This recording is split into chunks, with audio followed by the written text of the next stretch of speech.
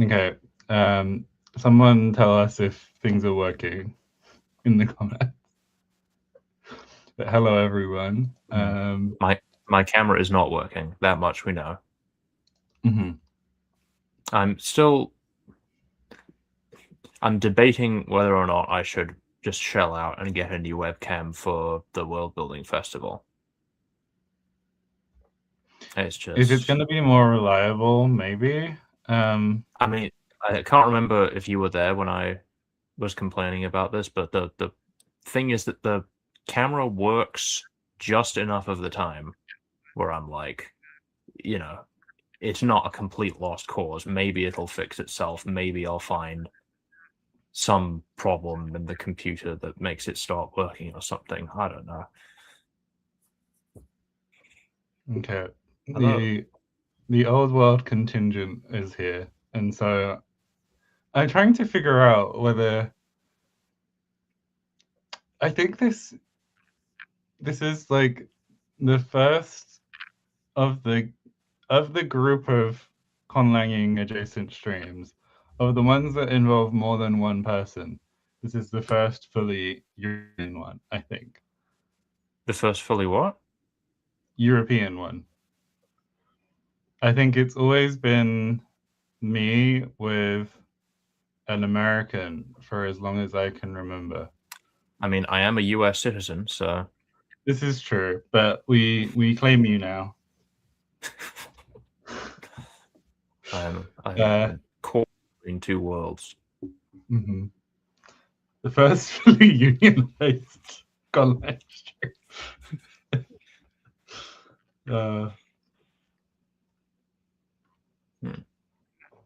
Anyway, I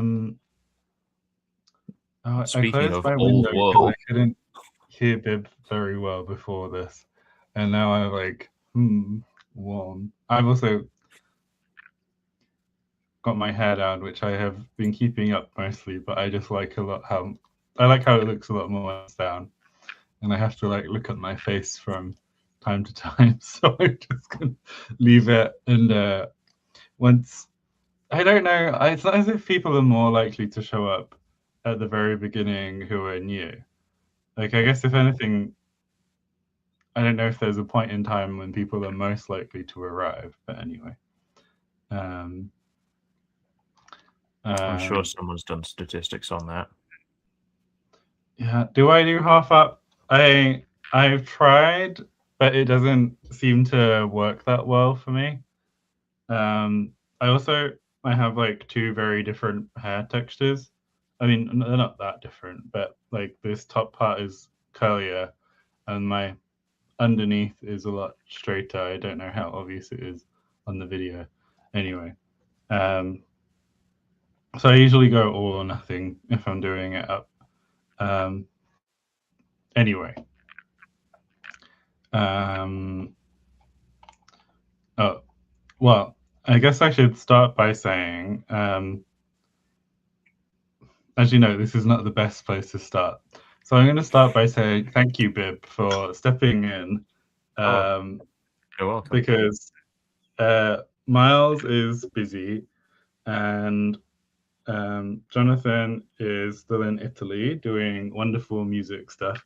They said that they would be around for the stream today, but they haven't shown up yet. So we'll see what happens. Maybe sitting and eating outside as one can do in a country with reasonable outdoor temperatures most of the year. Yeah, not this time of year, certainly. No. Primate. Oh, primate. I was like, is this like a version of first in Italian? Is that where that comes from? So this is something that I still don't 100% know, because the thing that I've always found strange is that the name of the clade is Primates with an S. So I think primate as a singular is actually a reanalysis of the spelling primates. And I think originally it would have been pronounced like Primates. I think. Wiktionary says it's via the French. So, like, the primate is the. Sorry, I just got confronted with the word Shawinigan, which is apparently a kind of Quebecois French. Anyway, so like we took the word primate from the French version of primas. Oh no, primatis is. It's weird. It is all quite weird. And it's also weirder because we also have an old French word. So it's like two different words that are like going to be affecting each other and how we understand them or whatever. So that's all fun. Also, for a very long time, I thought that the word primitive was derived from the word primate. Like, if something is primitive, then it's something that apes would do. But that's actually not true. It's just from, primus, as in like first or original.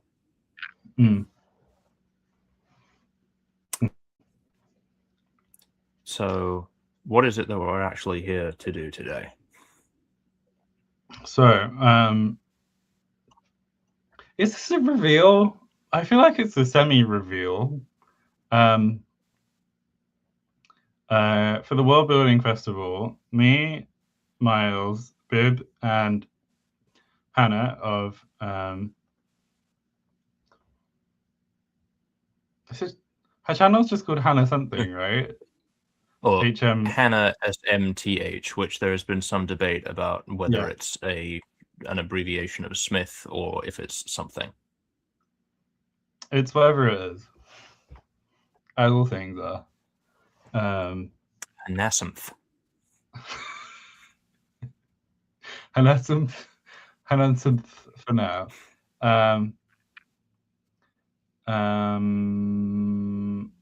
So yeah, and in that stream we're planning on we're going to be addressing the question of where do the humans come from and what are they doing in the sort of earlier periods of the continent, because it's not something that me and Miles have properly addressed, and I've been watching Will do the Neolithic cultures stuff, and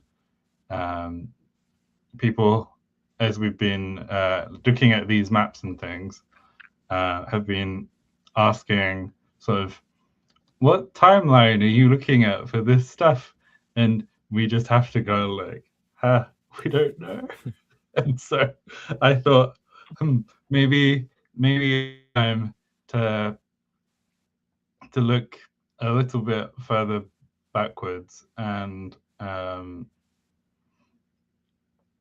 so when I asked Bib what we might do together on the stream today, I think it was you who suggested we look at primates, right?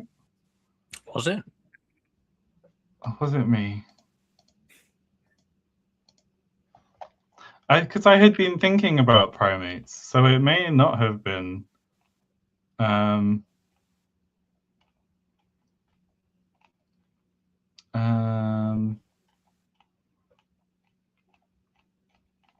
I've got to scroll through all of the a whole load of stuff. I don't think it. I can't work out quite where it. I'm just going to have to search for primate, and we'll see who said it first. It's not in that chat for one thing.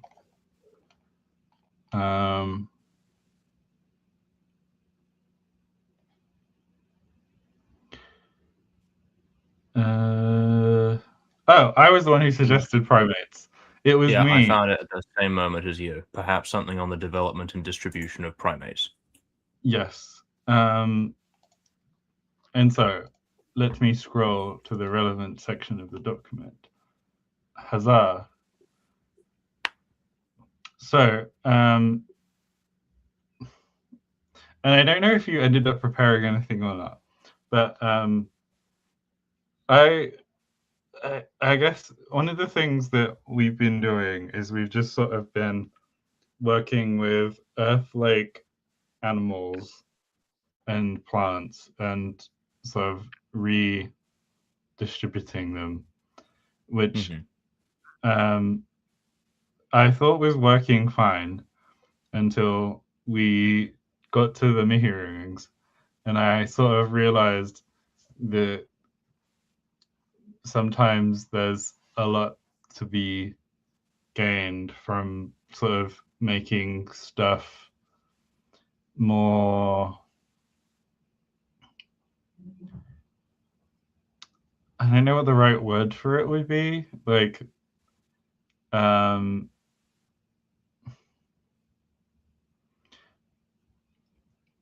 I guess it's a less obvious choice than saying like, oh, these people live in the mountains and they probably need to wear something. Why don't they have sheep so they can have wool or whatever? Which is kind of how a lot of the first stuff went. Which I think, honestly, neither me nor Miles are particularly strong world builders, I would say. I mean, not strong in the physical stuff. I think like we do pretty well as generalists, I would argue, and I think we both have good ideas about like cultural things. But certainly, I often feel a bit out of my depth when we're talking about like something beyond sort of the broadest brushstrokes of how the rocks work.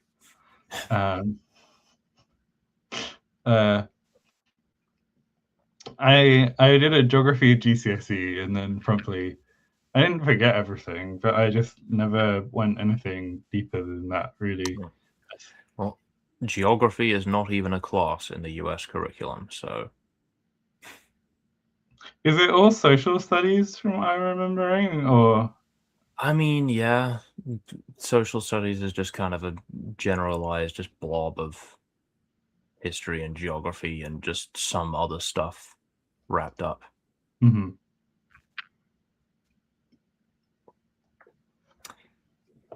So, yeah, primates. Primates.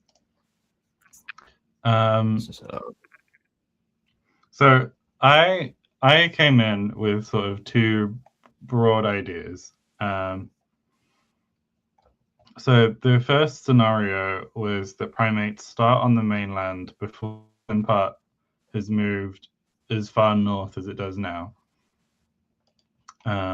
So I think it may be slightly different now. No, it sort of all works. The expected wind pattern on the area below the 30 degrees line, as far as I'm aware, is the wind comes. Can you see my mouse or not? Yes. Yes. So the wind is expected to come from the northeast and blow southwest. And so we can expect for there to be a decent amount of onshore wind coming onto the coast, but the mountains will be high enough that this interior area at present will be relatively arid. What that then means is that in terms of a place on the, like, if in my head I was thinking, well, wouldn't humans be, I don't know why I would expect them to develop on the, I guess because in our world, humans develop on Africa, and Africa is usually conceptualized as just being like huge and all these, like it has a lot of cultural weight that I probably am subconsciously attributing to like the origin of humanity that isn't actually biologically relevant, because I'm just like, well, we should start on this huge space and all these kinds of mammals, and then the primates come, and I'm like, I don't know why they exist other than sort of trees. And so I was like, oh, well, there's going to be trees down here. So maybe it's come from that. But it's Because I'm drying looking out, at this right? now.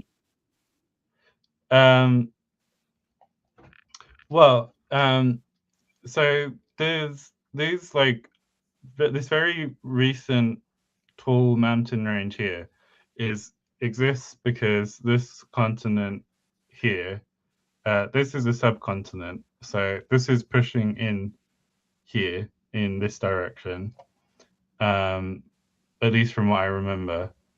And this one here that was previously moving south has then changed direction and is squashing all the way up here. Mm-hmm. And so at one point, this would have been even further south than it is now. Although I'm saying this, I think this whole area is moving south also, which then to me implies that there should be a bigger gap here. But I'm sure it's fine and not going to break everything that I was planning. But anyway, we're not going to worry about that now.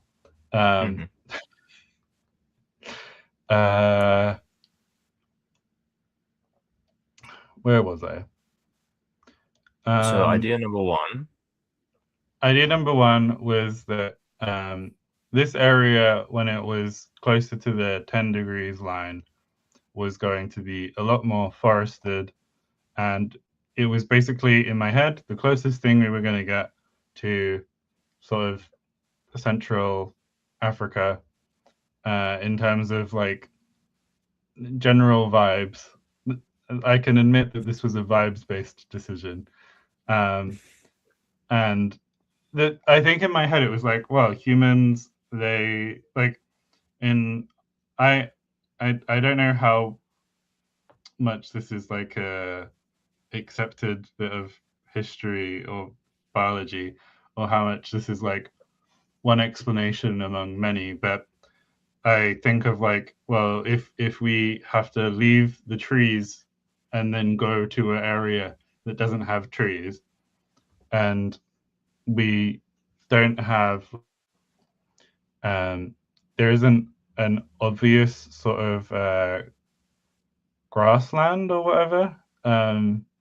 Like there's going to be some more grasslandy bits on Honolulu, but that's, we can worry about that in the second thing that I was thinking of.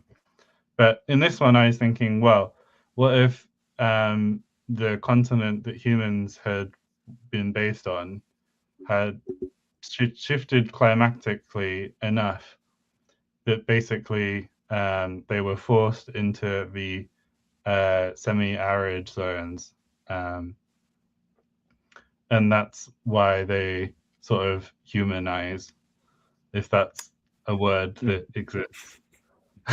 I mean, so the idea that, yeah, human ancestors came down from the trees because of climate change events that happened when India, the Indian subcontinent, collided with Asia, and the formation of the Himalayas blocked the winds that were delivering the rain into Africa, and so the forests kind of retreated, and therefore some of the hominids came down. That's all quite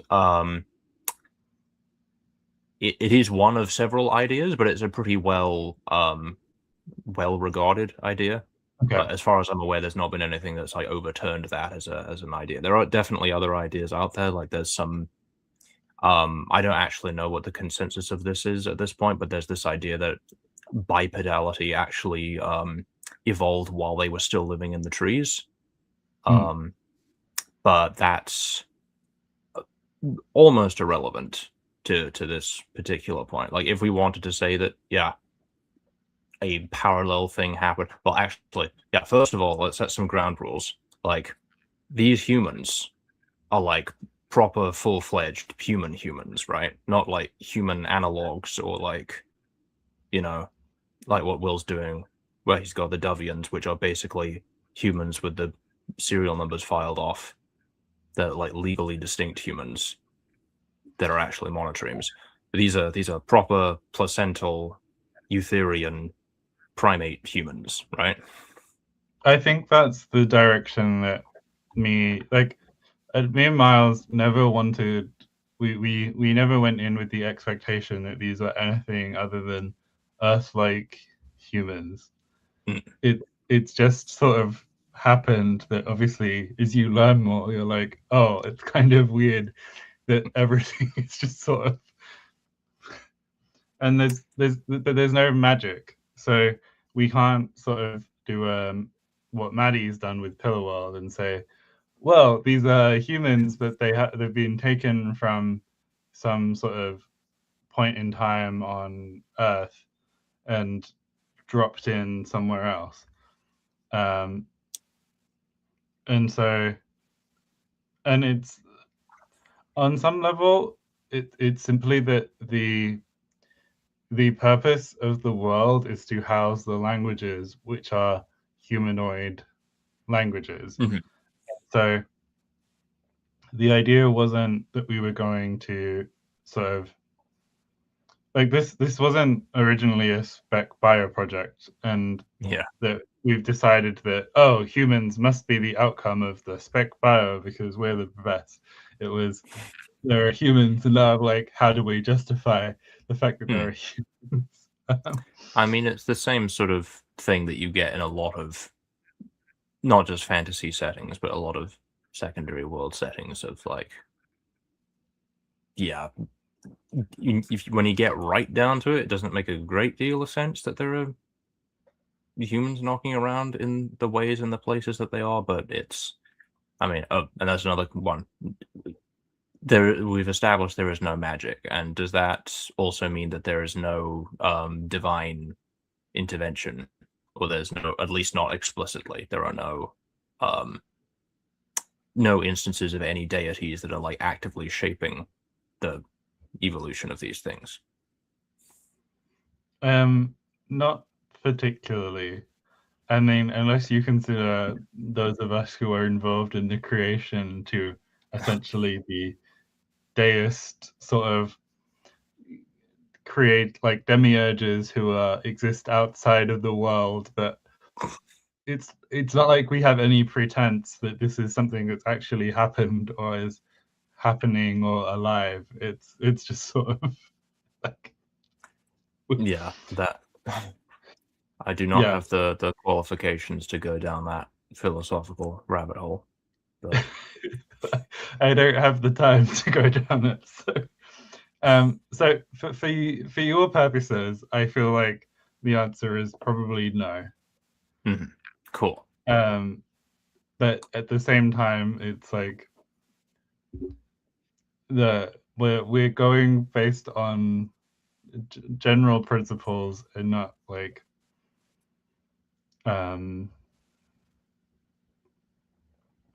we're not trying to make perfect sense. We're just trying to make it work.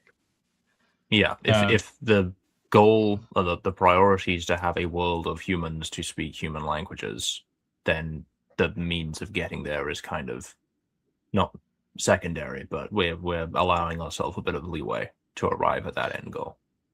And it's also that having commissioned art, I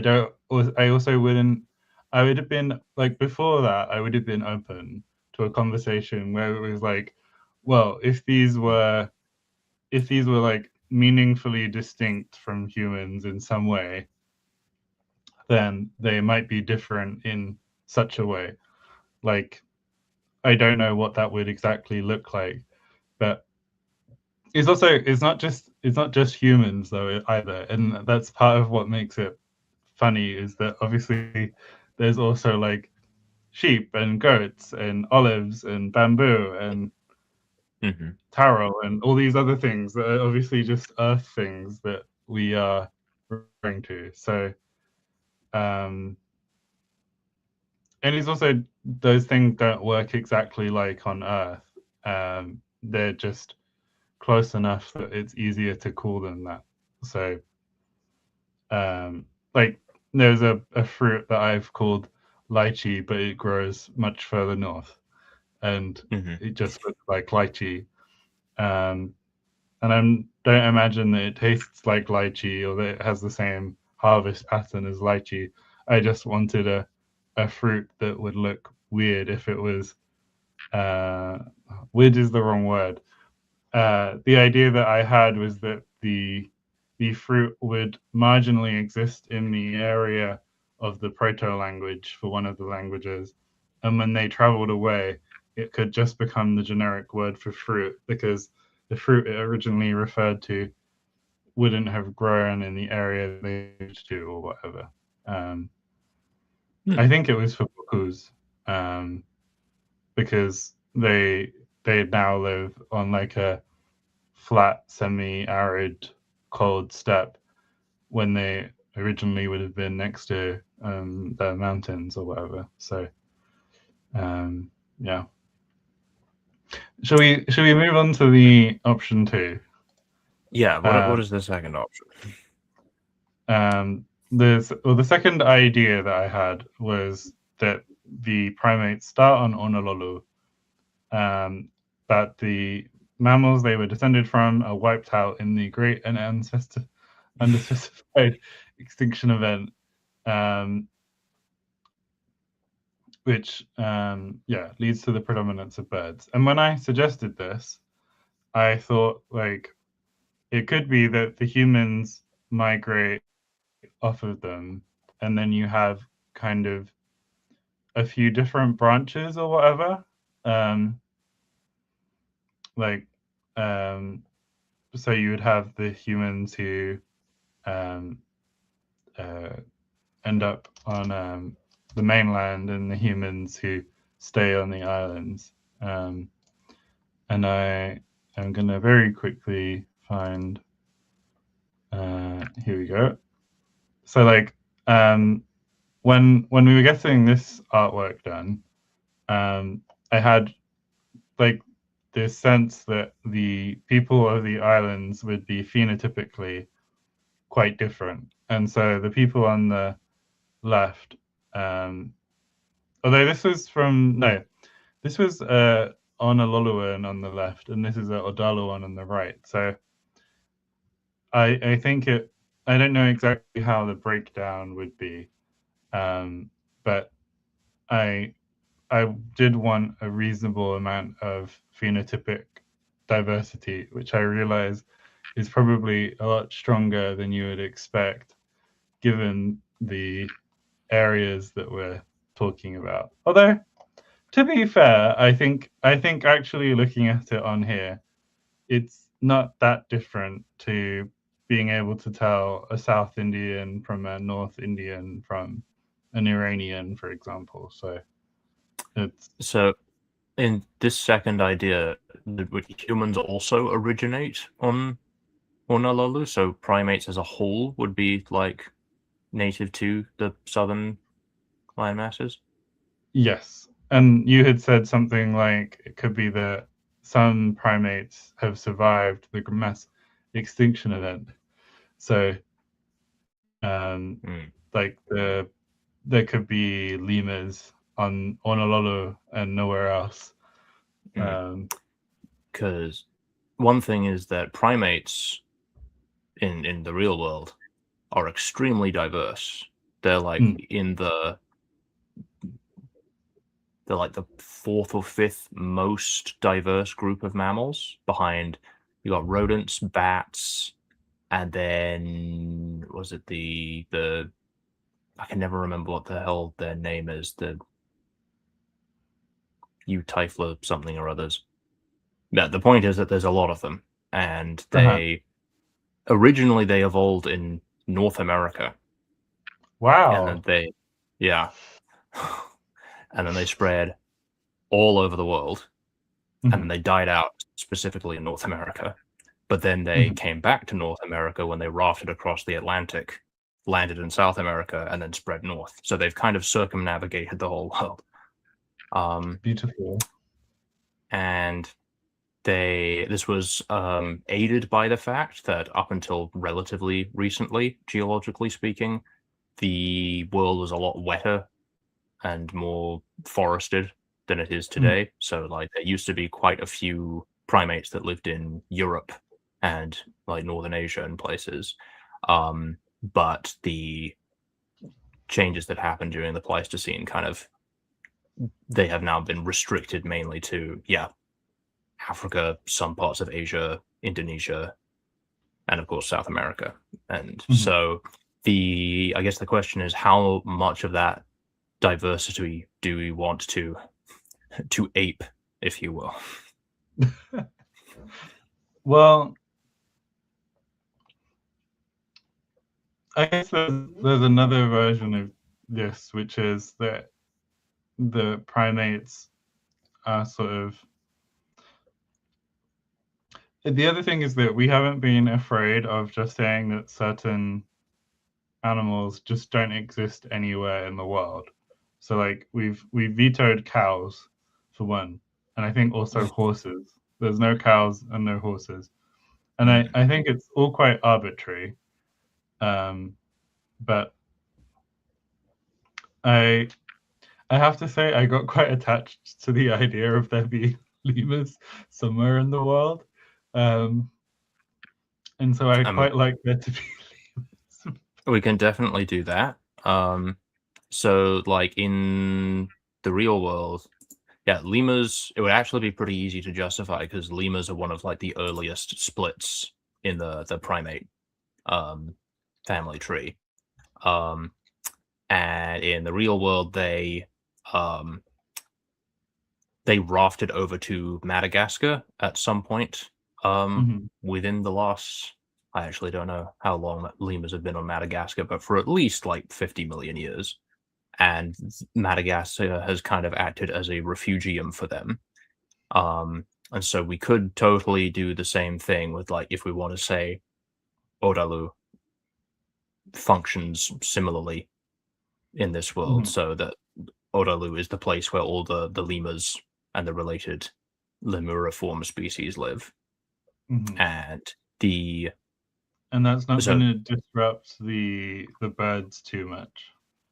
I don't think so, because like in Madagascar you had elephant birds coexisting with lemurs as well. So we've got evidence that they can find ways to partition their niches with each other. And depending on how far you wanted to go with the lemurs, because there used to be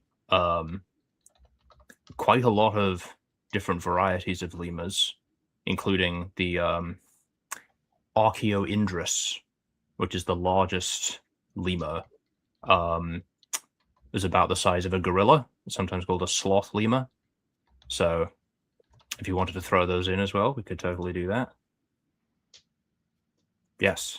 Tell me if this is a horrible suggestion, but how difficult would it be to go from a lemur to a human?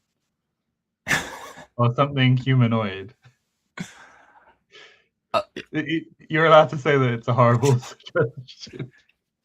I mean, are you thinking of having the humans in this world evolve from lemurs? It was a random thought. I will be honest. It was. Wow. It would be a lot more difficult to justify than just keeping the line that led to humans as we know them intact. Okay, let's not do that then. Sorry. I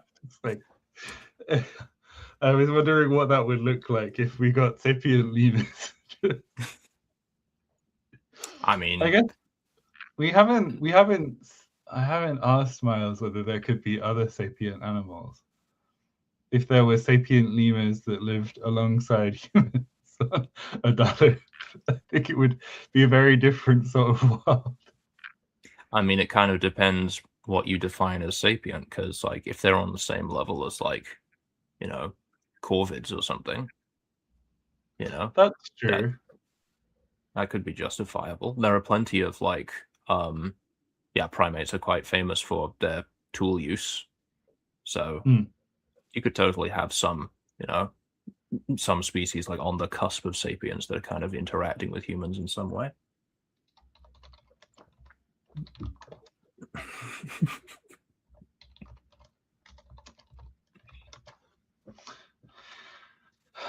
Okay, if what I'm hearing is let's figure out how to put the path of the primates to humans on the world, which direction do you think makes most sort of sense? Or also, I'm happy if you have other ideas of how this could come about to hear those as well. Like if you're saying that they originate in North America, we really haven't defined the east of the continent in the north very much at all. And so if there were just a bunch of cold cold primates, although I think it would. we have been suggesting this would be the drier part, that this area over here gets the onshore winds on these areas here and also here, which is why these are both the rainforesty, temperate rainforest areas. So yeah. Primates generally do best in quite wet tropical places. So I would say that keeping them, just as it's occurring to me right now, keeping them in the south would probably, at least initially, would probably be like, if we say, so I'm just trying to think about some of the like the major splits that you have in the history of primates. So the split between lemurs and other primates happens very early on, and so you could totally say that if, let's just say, just for the sake of argument, that primates as a whole evolve on Honolulu, and then very early on a proto-lemuriform manages to raft over to Odalu, and so Odalu is like the home of the lemurs.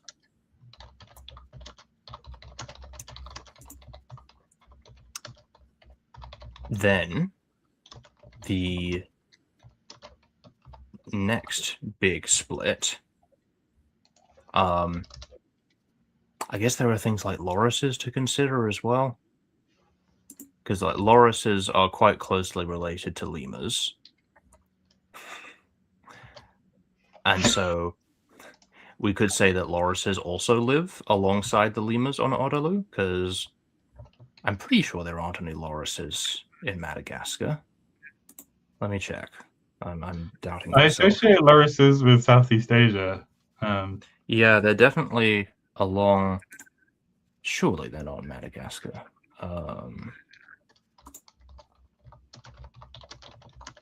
Loris, come on. Where is it? Lorisidae. Tropical Central Africa as well as South and Southeast Asia. Yeah, not in Madagascar. So if you want to mix it up a bit, you could say that there are lorises alongside the lemurs, or maybe the lorises are on Honolulu.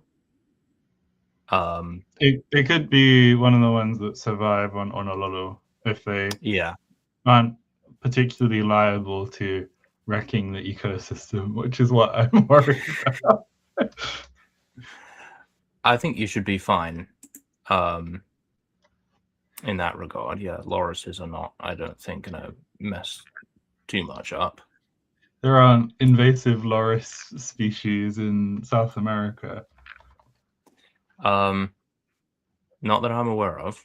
Although New World monkeys did kind of.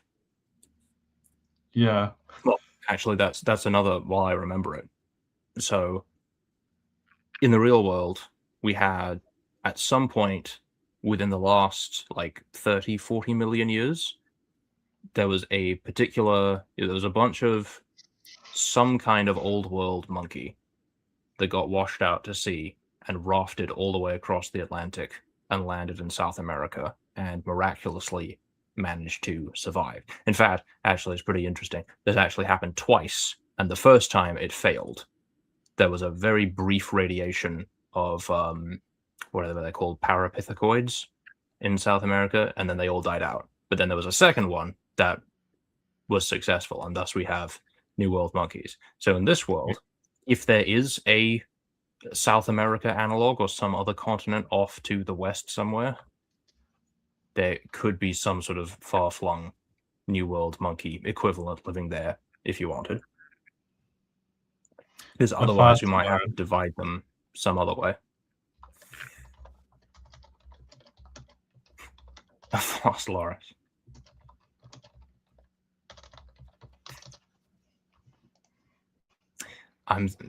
Because I'm wondering how this is my spec bio brain going too many steps ahead at this point. But lorises have this crazy thing where they have, well, slow lorises specifically, they have a poison gland on their elbow, and when they're threatened, they lick their elbows, and when the poison mixes with their saliva, it becomes toxic, so that when they bite you, that's how they transfer the poison. So I wonder if that could become some kind of, you could get some kind of platypus loris that had like a venomous spine on its elbow.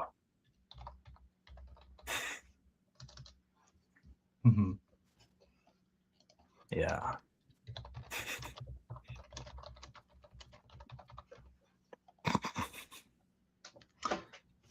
Beautiful. Okay, so we've done lemurs, we've done lorises. What's next, Bib? So when it comes to New World monkeys, do we want to have them in the same general places as the Old World monkeys? Like, are we going to have New World monkeys on this continent along with Old World monkeys, or are the New World monkeys going to be off somewhere else, or do the New World monkeys just not exist?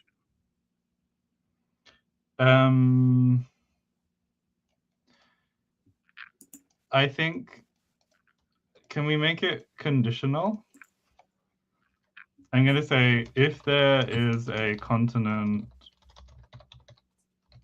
to the south of this continent, the New World monkeys go there.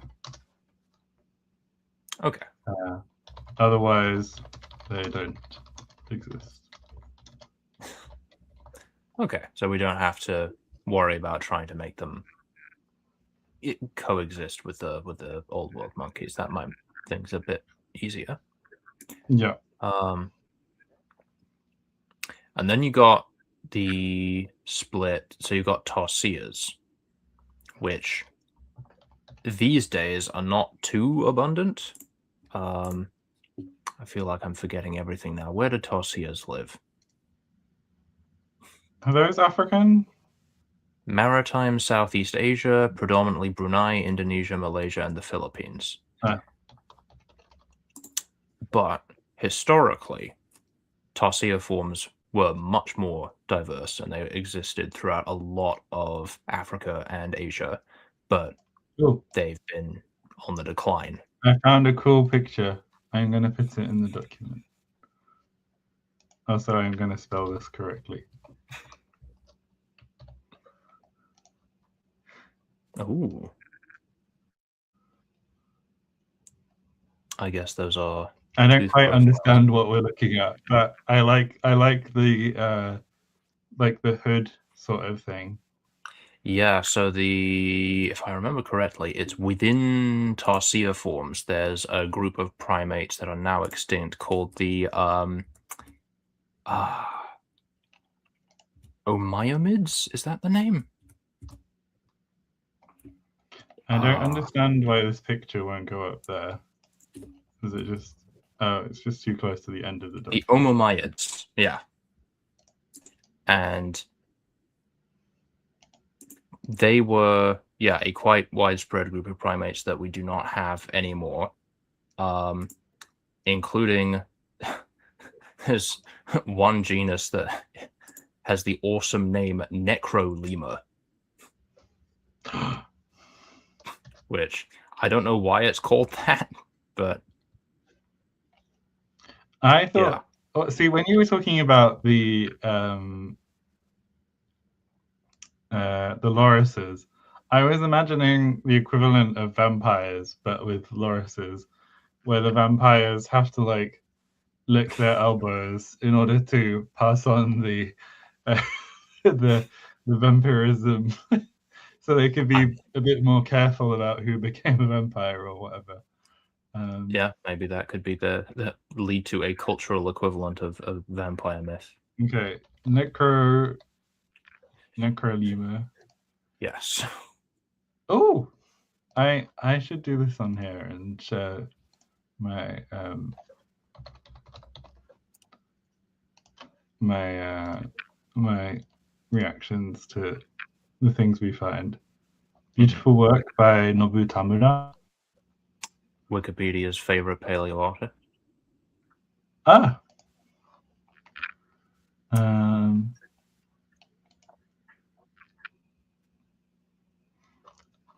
Yeah, I don't know how to tell things about the animals from the bones. I mean, what we do know about Necrolemur and some of the other Omomyids is that their back legs seem to be specialized for jumping. They seem to be very good at leaping between branches. So another random idea. Mm-hmm. Perhaps you could have a ground-dwelling radiation of them, and their jumping ability becomes a sort of hopping thing, and so you get these sort of pseudo kangaroos that are actually primates. Pseudoroos. Okay. So tell me that again. Omomyid. It's OMOMYID. Yeah. And then I have it at the top here. Yeah, ground-dwelling, hopping pseudo kangaroo.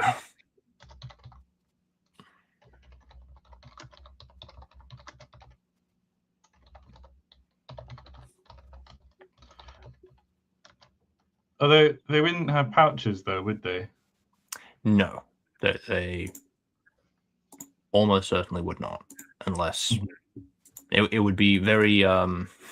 We would have to pull some strings to justify them having pouches. We'd have to get the bottle of LTS grade magic evolution serum out. Yeah. I think this could be a cool thing to have in the deserts. I think that would be a nice addition. Where are the deserts again? Roughly in the south here. Okay. In this basin. So that would mean, so we say that Honolulu is the birthplace of the primates. You've got a lot of basal primates, including tarsiers. I'm happy to have the tarsiers and the lemurs only survive in Odalu. Okay. Because Honolulu has some forests, but I mean, all of this is sort of speculation until the climate is properly mapped with Will. I don't want to say definitively there are trees here and there, because it sounds like we may be going for a wet period for our world also, just to justify this extreme amounts of temperate rainforests that we've written into the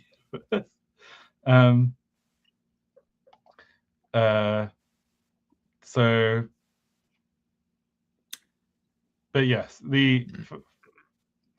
the Omamaids becoming the ground-dwelling, hopping pseudo-kangaroos are from a rafting event. The other thing I would say is that, the distances here aren't that huge. Like, I don't think it would be that strange for them to be able to travel across, certainly to the southern area, like with enough time for them to evolve into little kangaroo babies. And do we have a rough estimation of the number of kilometers across that strait there? The way that I have been doing this is by finding approximately the same coordinates on an Earth map and measuring the distance in Google Maps. So I will go away and do that now. I mean, it's definitely close enough for like rafting events to be reasonably common. So it's from like about 15 to about what, 18? Something like that. So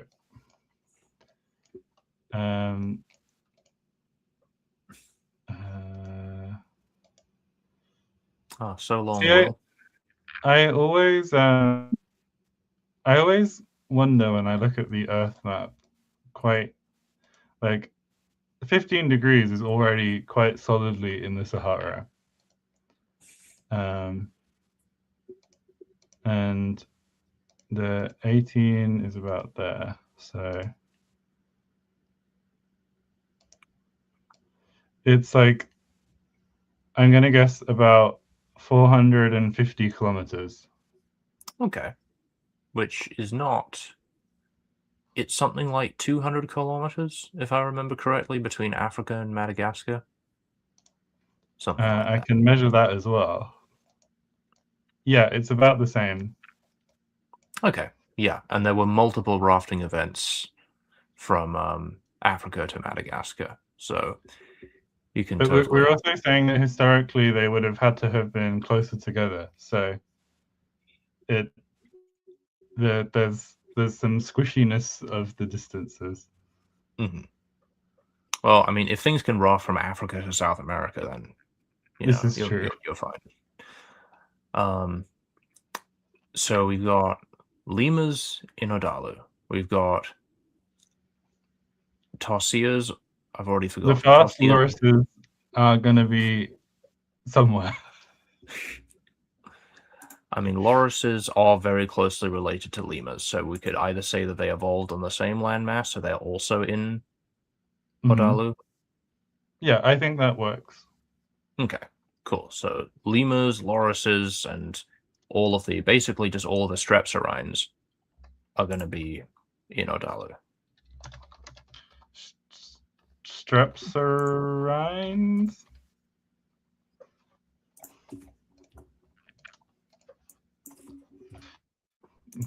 Okay. I think that's right. Primates. Oh, there's two R's. Oh, and an H. Yes.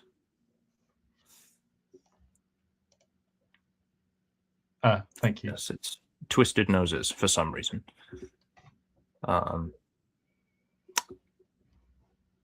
Cool. So Odalu is going to be the home of the strepsirrhines, which means that on Ornalolu, that is where we have a lot of the other basal primates, including the tarsier forms. So I'm just going to...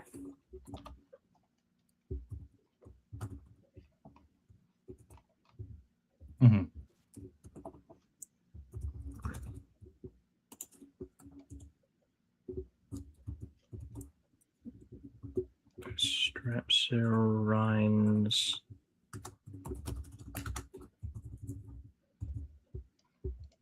No, not tarsiers. Lemurs and lorises, yes. I mean, the tarsiers also need a lot of trees, right? Yes. The ones that are super tree needy may be best. Like they probably would do best on odalu. Like in general, like there's probably going to be some sort of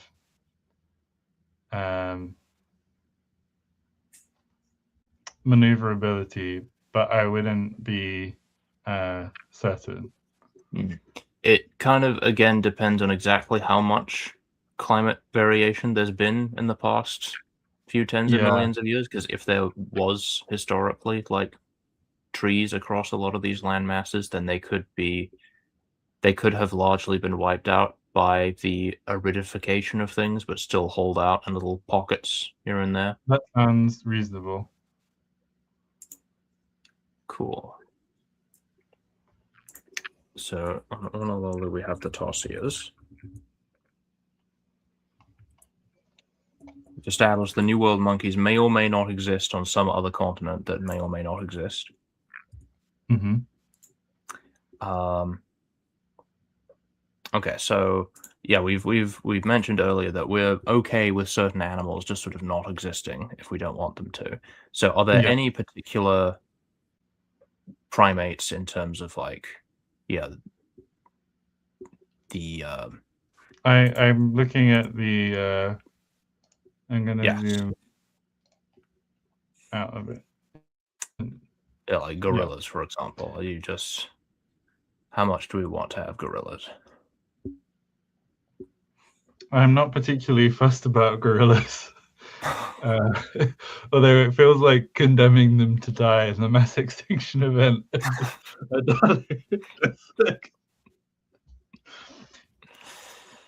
Well, I like gibbons and I like orangutans. We could totally say that the orangutans, the ponginae, as they're called, or the pongoids in general, could just fill all the niches that like gorillas would typically fill, and they just, I mean,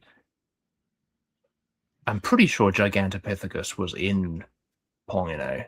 I should know this, but yeah, Gigantopithecus, like the biggest ape ever, was an Asian species of orangutan relative.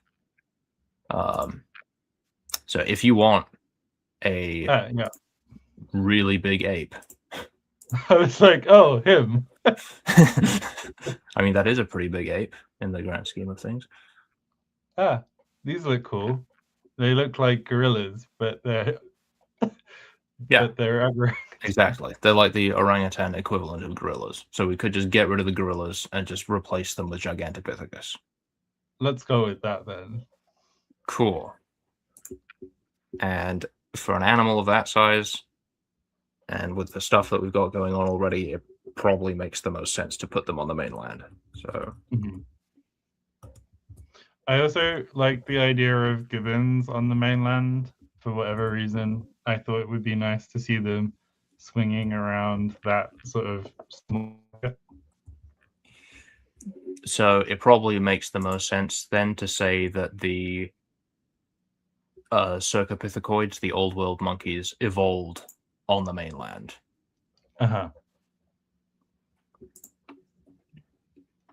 Cercopithecus.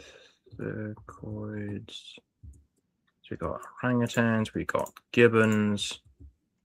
Do we need to think that much? Oh, no, that's a cool guy.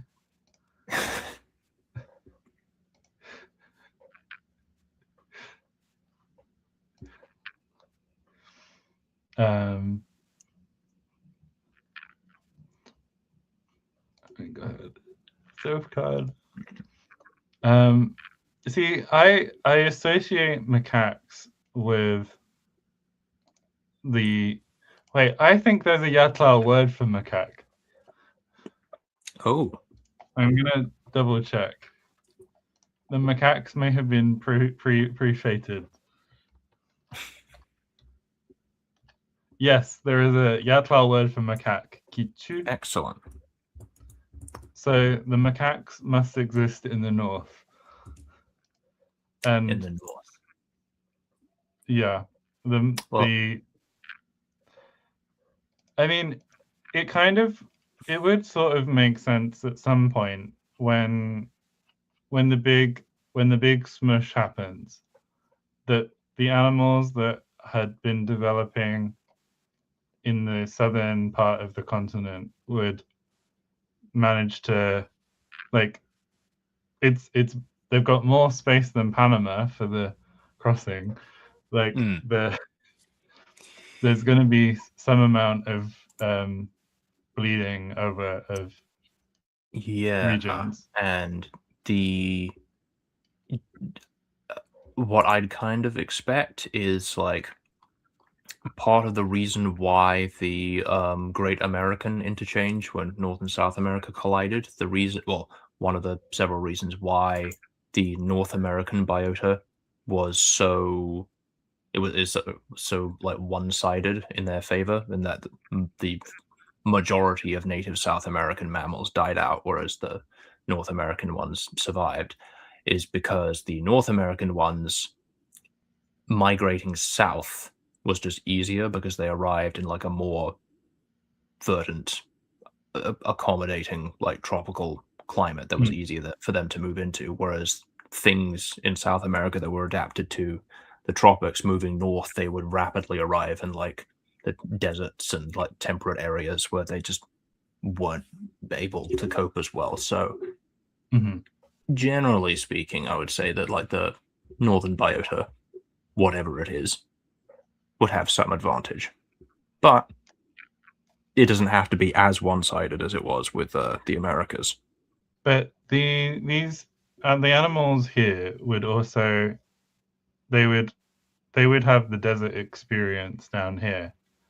Like this 40-degree mark is generally quite Mediterranean, and they would be coming together at this sort of temperate-ish level. And so I don't think it would be too weird for things to go both directions.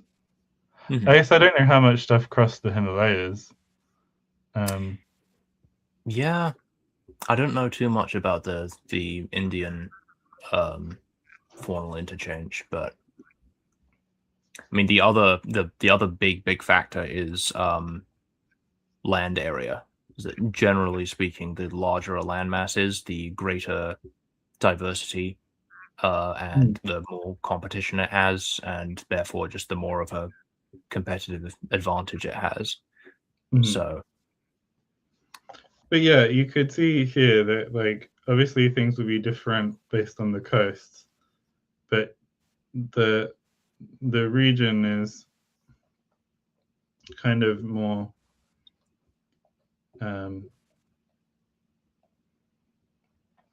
it's within a sort of, it's not like with the Americas where the join is like here-ish, right? Or further south even, where you would reach like the desert and all of that aridity. Like it would be stuff from up here could move up here. Yeah.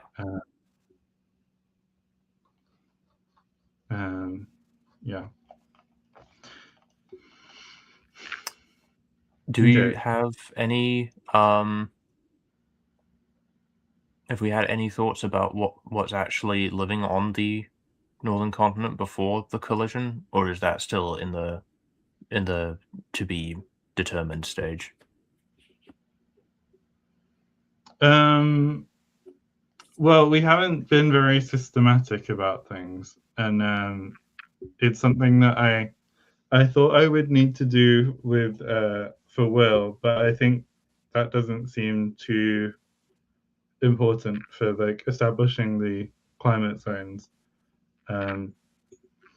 But certainly this sort of process for sort of attributing certain parts of the order is that the sort of right level to go for? I mean, primates is an order, but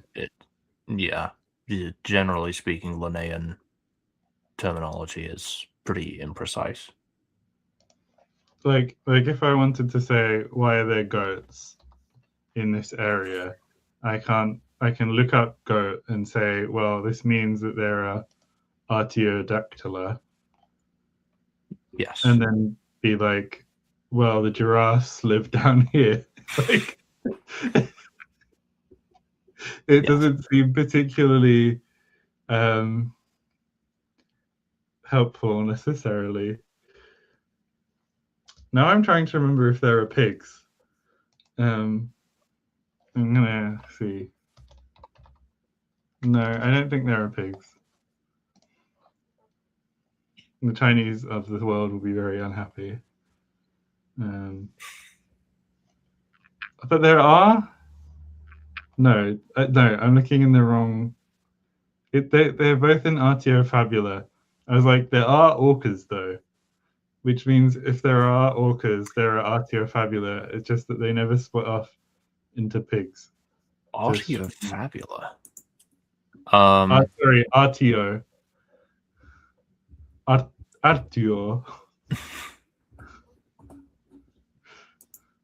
Fascinating. It was the CH to K shift that Jesse loves.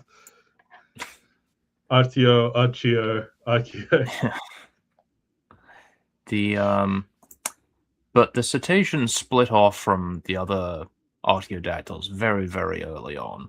Okay. So that's I would be completely fine in saying that, there are whales, and that may or may not mean that there are other artiodactyls. You could totally say that the other ones have just died out if you want to.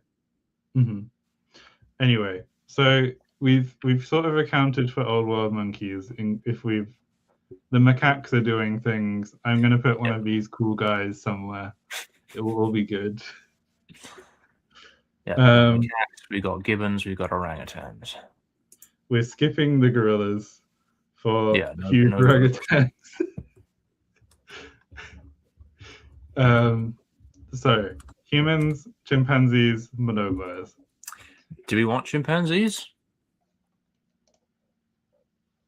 I don't know.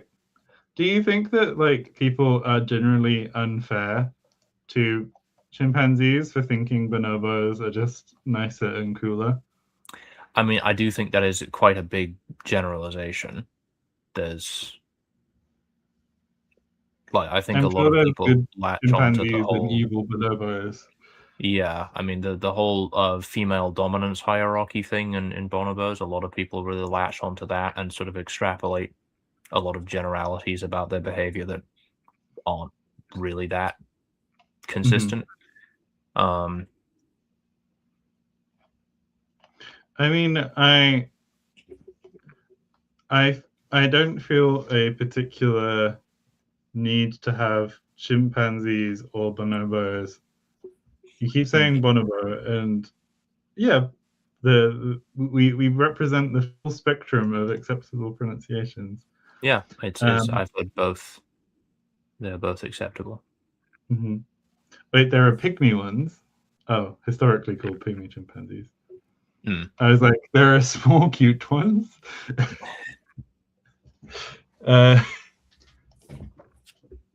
Kanzi, who passed away.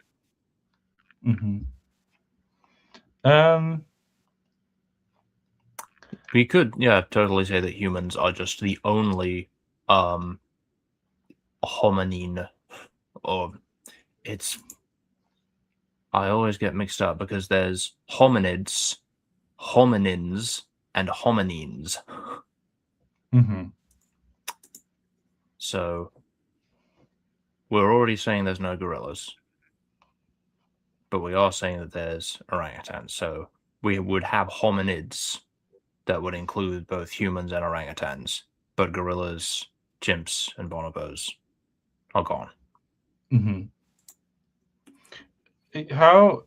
What would it be like if there were other species of human that were still around?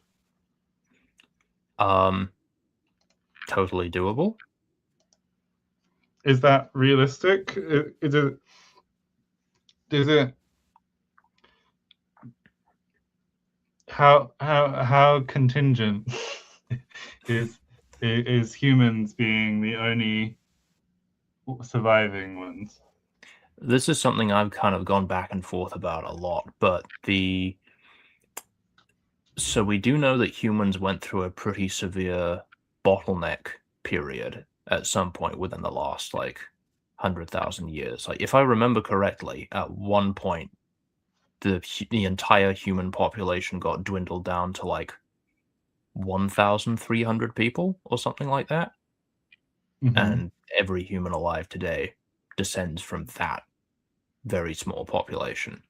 So if climate stuff had gone a little differently, or like something I wonder about, I don't know enough about Neanderthals to know this, but like Neanderthals were very limited in their distribution. They were basically just clustered around certain parts of Europe. If they had spread into like the Americas, I don't know. Could they have survived in the long term if they just had a bigger distribution? Because there's no like they didn't have any kind of adaptive disadvantage, really. I mean, I know there's been some. There was someone on my server at one point a long time ago who got very excited about this paper that said that Homo sapiens can throw things better than Neanderthals, and that is the reason why Homo sapiens survived, because they were more accurate with their spears and could hunt mammoths better. But I think that's really tenuous, and we know at this point that that Neanderthals didn't really die out. It was more like just a big admixture thing. So I personally, especially with the level of leeway that we're giving ourselves, I think it would be totally feasible to say that there are multiple species of humans knocking around. Mm-hmm. I think that would be interesting. I mean, I do worry now that like if there are going to be for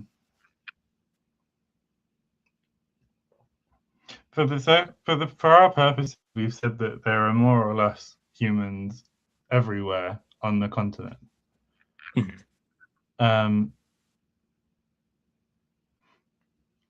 I guess my worry with adding other human species would be, does it then mean that we should be kind of dividing things up, or would like we did live alongside each other in a lot of places.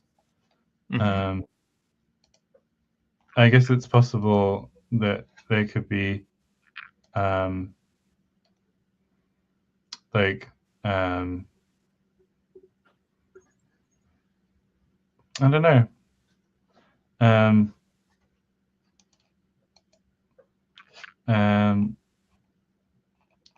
having a look at Paranthropus that Sutton's suggested. Paranthropus boisei. I was looking more generally. They seem because if it's Paranthropus boisei, then they have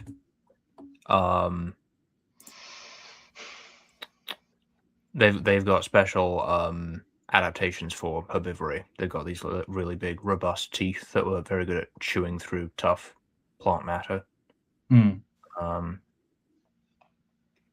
Yeah, Paranthropus robustus, Paranthropus boisei, etc. I mean, if you want to have basically the human equivalent of a panda, we can do that. Am I wrong in thinking that they look a lot more like monkeys than we'd expect? Or, they were a pretty I know early. Monkey in general is the wrong sort of word for this. Like, they resemble gorillas more than I was expecting. Well, all apes are monkeys, cladistically. So monkey is like the general term that you can use. Okay. But I mean, Paranthropus was a pretty early Australopithecine. So Mm-hmm. at this stage, yeah, they would have looked quite ape-like.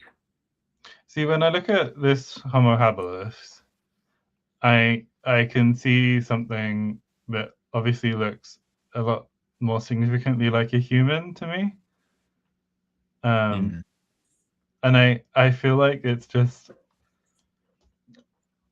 I mean, obviously this is also genetically a lot closer, so it would make sense. Something that would be kind of funny. Mm-hmm. I'm not saying that this would necessarily be a good idea, but just Mm-hmm. if you wanted to mess with the whole associating the humanoid form with intelligence and sapience, if you had a group of hominins that walked, that had like an orthograde posture and walked upright in the same way as humans, but were just kind of dumb. Mm-hmm. like my friend Joshua Knuper, on one of his projects, he has it's an alien planet where there is a species of herbivore that happens to have evolved a shape that looks broadly similar to a human shape, and so the humans, when they go there, they see them and are like immediately like, oh, look at this, this is going to be, we've found sapient life, and then they're dismayed to discover that they actually have the intelligence of cockroaches. Mm-hmm.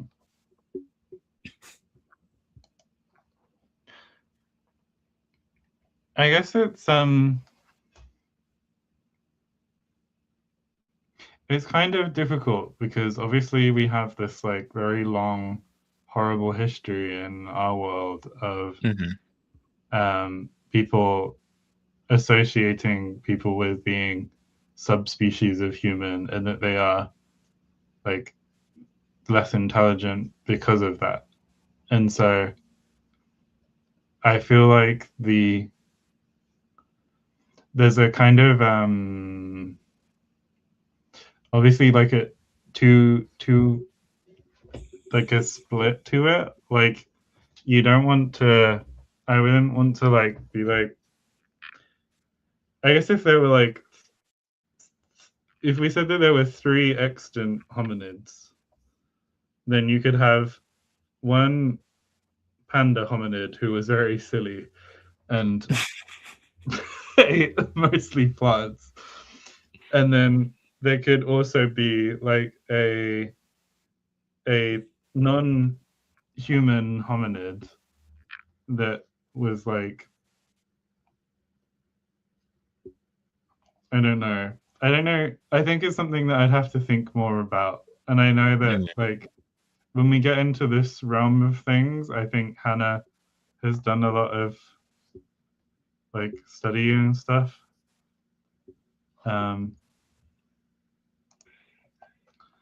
Like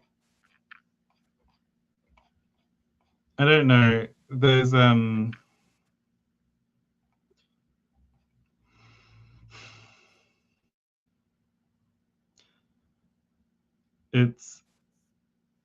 it's quite hard to, I guess I'm trying to work out what the world would look like if we lived aside another hominid. And I'm really struggling to imagine what it would be like, because obviously all the other stuff we've included in here, it still exists, and I can sort of imagine the relationship, but I'd have to like really consider what it would be like to live as a human in a world where you have like things that are much more similar to you, that are like,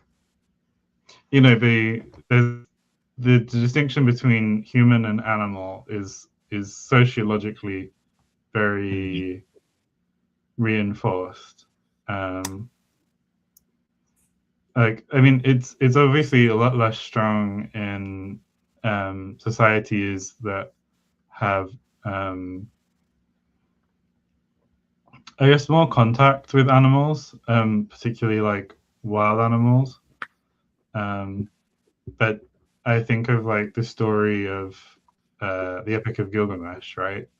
Where there's this very strong concern with how do we take the animalistic qualities of these wild people and tame them to be like us sedentary cultured people is one of the sort of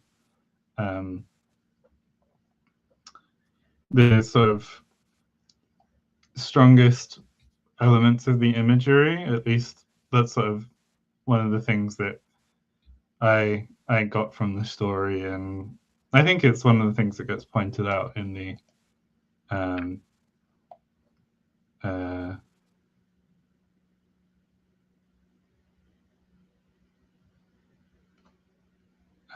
what would you call it, in the academic literature. I mean, in my fantasy setting, I have multiple different species of humans, which I basically just justified by saying that most of them only live in very specific places that are kind of hard to reach. Like there's one species that lives, in this like, I don't want to say like a hidden valley, but it's like on the far side of this big stretch of like volcanic mountains that no one has any need or interest of going beyond them. And then there's another one that like lives out in the forests, like way towards the edge of the world where no one else wants to go. So they're kind of in places that are naturally sheltered enough so that they don't get, they don't really, there isn't the opportunity for too much conflict, I guess. Because it's Denisovans are one of the ones that we're like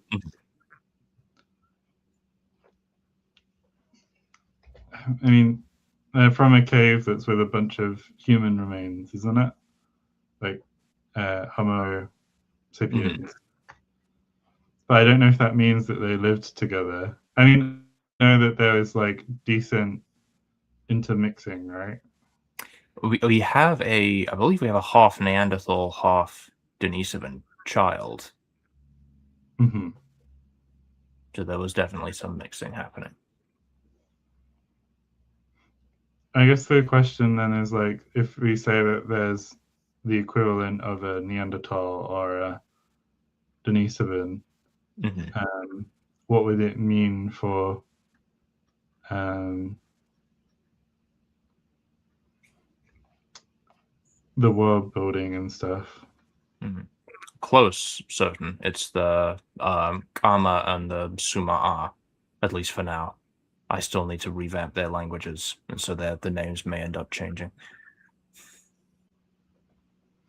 I was going to say something else as well, but so I see seeing Denisovans, to my knowledge, I was like, Denisovan twink.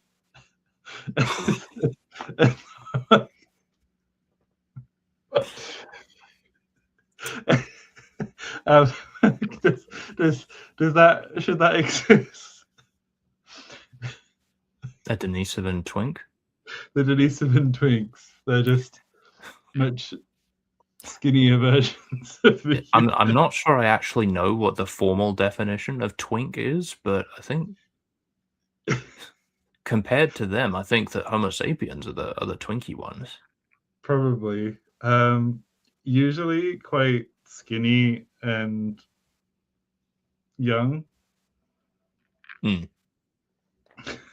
Neanderthal best. I don't know what the proportions of the Denisovans were like. They were closer to Neanderthals than Homo sapiens, I believe. So they would have also been quite sort of stout and like barrel chested, and the rib cage kind of flares out as it goes down the abdomen. So they would have been more sort of broad and robust. So a Denisovan twink would really stand out. is what you're saying. Yeah. They would be to Homo sapiens. They would look, I guess, fairly typical, but to the other Denisovans, they would be, yeah, regarded as very, very abnormal. Well, yeah. The other thing with twinkiness, just to round the conversation off, is that like there's a big community thing because like twinkness is usually a lot more accessible to like white guys than other races. So there's something well, I think it's usually more weaponized against like black people who otherwise might be considered twinks, but they have like broad features, or they're sort of face a bunch of micro and macroaggressions, honestly, that limit their sort of ability to participate in the horrible gay classification stuff. Just, and the other thing is that in Japan, the equivalent of mink, did a mental, what's it called? When you, anyway, because I was thinking of monkey twink, because in Japan they call them saru, I think, which is like the equivalent of just monkey. But Japan has like 7 different animals for whatever reason. 7 different. I think they have more than 7 different animals. No, for gay not stereotypes, gay animal based classifications. I know, there's at least 9 because there's an app called 9mon, which is short for 9 monsters. Because you get rated by other people, and they make you some sort of like amalgamation of proportionally what people believe you are. So I think this doesn't include the monkey one. They have bulky bison, wild bear, chubby piggy, muscle wolf, sporty panther, athlete Kong, lovely dog, cool monkey. No, this does have the monkey, and slim cat. Wow. Like cat also means bottom in Japan, so that's like also on the twink spectrum. Anyway, I hope that was an enlightening insight into the twink spectrum. Well, we only have 2 minutes left. But I'm writing it down.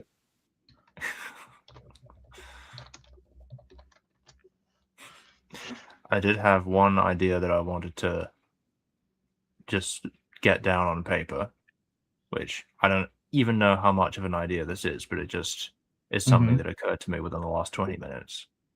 So we've got lemurs, and lemurs have this thing called a tooth comb, where their front teeth are arranged like a comb, and they've got gaps between them because they're specifically adapted for grooming. Also, some have it's called a sublingua, I think, which is like a second tongue. It's like a little mini tongue under their tongue. So you're saying is if we evolved humans from lemurs, they could have 2 tongues to say things with. They could super articulate. Super articulate. They could have a bilingual consonant. Yes. But I was thinking, not to go too far into the aquatic ape quote unquote hypothesis, because it's not a hypothesis, it's not even a coherent idea, but if we had some lemurs that adapted for life in the water, something vaguely similar to like a crab eating macaque or something like waded in the shallows. Some of them could adapt the tooth comb for like sifting for, because it's kind of similar to like duck beaks. Because ducks, if you look at the sides of the beak, they've got these little tooth-like serrations that are there to help them sift through the water to sieve out, little food particles. So you could get some kind of semi-aquatic duck lemur. That's my crazy idea.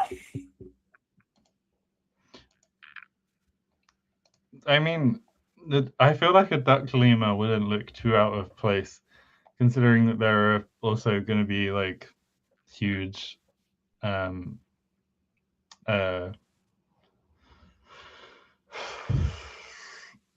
of the biology words just sitting on my head.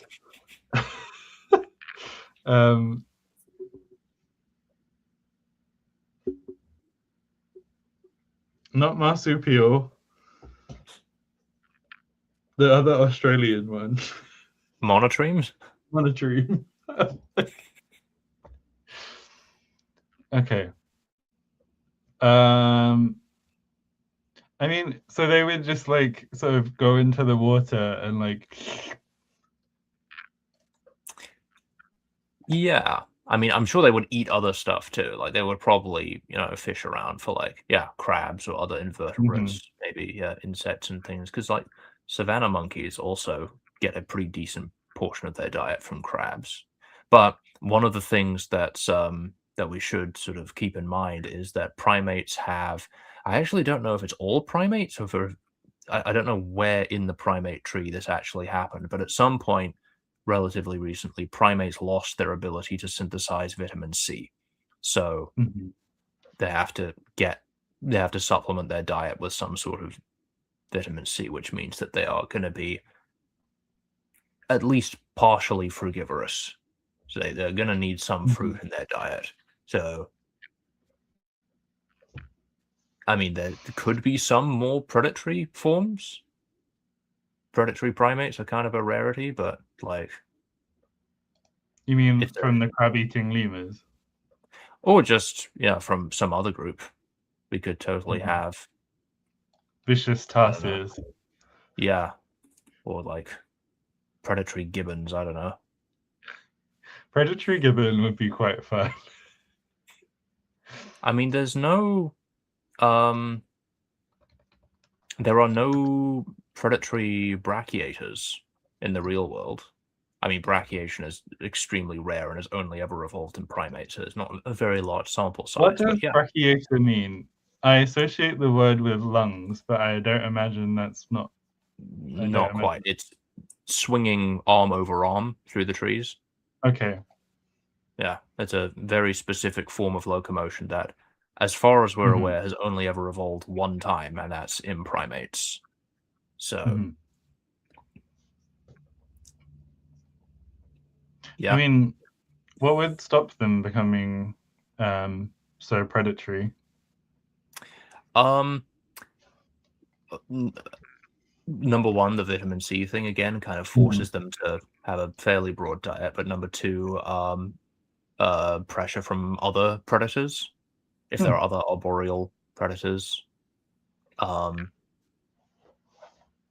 But if in the aftermath of, say, a mass extinction, if the predators are dead and the primates are the ones that just happen to get to those niches first.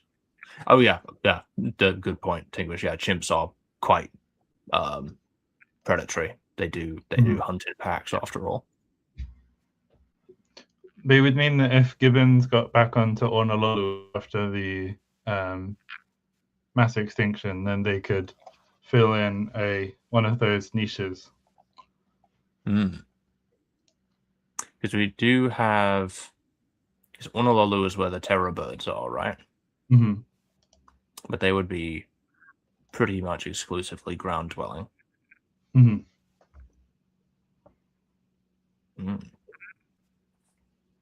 because one of the things, and it's in a different tab in the same document, is I think this is with a different, yeah, if that's at 15 degrees, that's a lot lower than, no, it's higher up than this one is now, which I think is fine.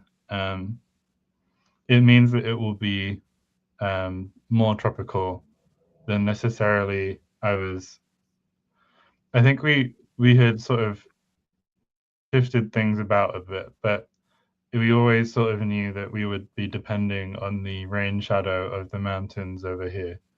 Mhm. But anyway, like this area was going to be more savanna-ish. But we weren't sure what was going to happen with the north because you still have onshore winds, so it should be quite wet. So, and there's also the other side of the big mountains. So the predatory gibbons could be localized to one of the forested areas. Mm. Yeah.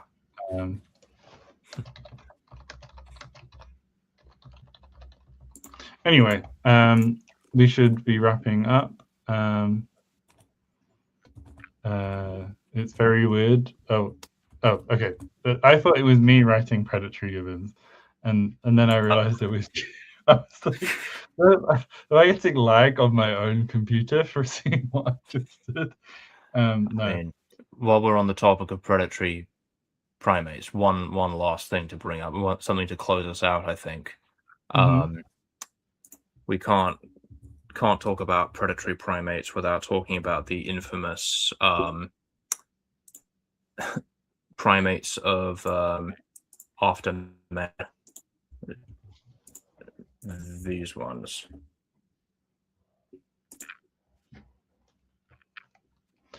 Do you want to share your screen, or are you going to post a picture somewhere? Oh yeah, I can do that, can't I? How about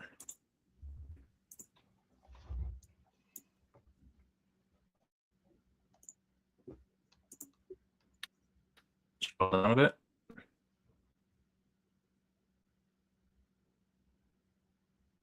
What? Oh, scroll down. I can't tell if I'm lagging or you're lagging. Here we go. Wow, raboons. Yes. Why do they look like that? I don't really know.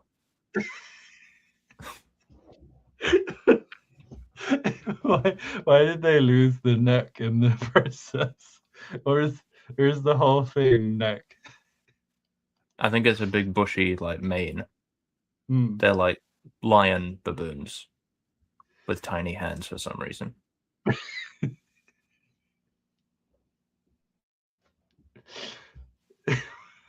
This book came out in like 1980 something, so we gotta cut it some slack, but it's a classic. Uh-huh. And on that note, wow. Well, stay primates. Remain primates. Do not even consider becoming anything else. Oh, bye-bye. Bye-bye is what we say. I was like, so I was thinking of stay chartreuse, and then I was like, no, it's not. Wrong We're stream. not staying chartreuse today. Bye-bye. Bye-bye.